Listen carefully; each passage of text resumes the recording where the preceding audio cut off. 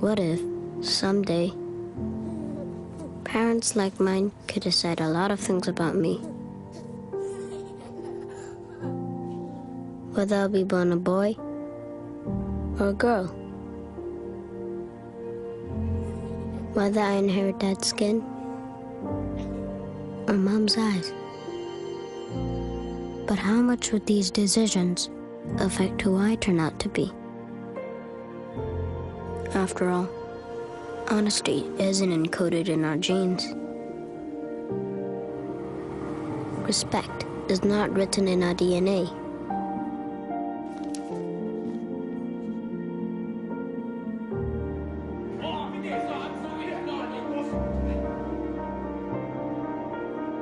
You won't find perseverance reproducing in your body like cells.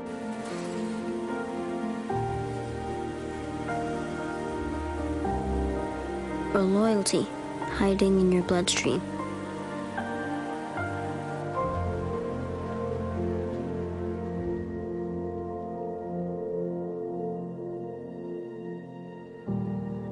It doesn't matter how we begin. In the end, our values define us. Hi, good afternoon, Miss Grace, Mary Grace Olaer. Am I right? Good afternoon. And you're married and also a housewife. Okay, so here's your question. What is peace? Is peace important? What kind and how do we make our lives more peaceful? I do agree to a saying that goes this way. Peace is actually not the absence of war, but the presence of God. Peace is of God because God is peace. And everyone who is of God will experience true peace. When you have this kind of peace in your life, no matter what or how chaotic are the forces that surround you, you will experience stability and order. You're not bothered anyway because you know that there is someone who is greater and who is in control of everything. It is actually an inner peace you feel at any situation. Why is it important? Peace is important to stabilize things first to yourself and toward your surroundings, so to give harmony as well. So we make our lives more peaceful when we know in ourselves who takes control of all of us, who takes control of us and all of our situations. So all we need to do is to trust to the author of peace and do our part to be a channel of this peace to people, to our environment, and to all the world. Good day. I'm going to ask John Alexis Seno about he is a high school student from New ORMOC City National High School, and I am going to ask him about what is love. Where do you see or experience love the most? Love depends on where you are in relationship to it.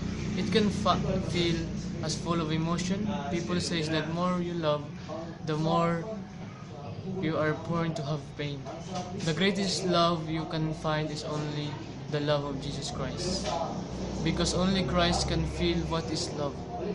It is the point before consummation of it that facilitate from love, the obstacle that stand in its way. It is usually at those points that love is everything. Thank you. I'm going to ask you about what does it mean to be faithful and give examples of faithfulness. By the way, what is your name? Hi, I'm Kennedy Lozano. Being faithful is a hard way to achieve by an individual or a person, because each person have a doubt in their hearts, in their mind. Being faithful means believing to something we don't see. It's hard to believe to a promise or some early word spoken by others, even though they said it is proven and have evidence. And faithfulness is holding to a promise or word, whether it will surely come or not. Hi, Crisaline, and you are a student from New ORMOC City National High School, and I would like to ask you a question about what is beauty, and who or what do you think is most beautiful? So, for me, true beauty is in your heart, not in physically but in emotionally. For me, as a Christian, we are all beautiful in the eyes of the Lord. But in the reality, true beauty is in your heart. You will not call beautiful person if your attitude is not good. Then, what is beauty if your attitude is ugly? So, it means there's no use of being beautiful.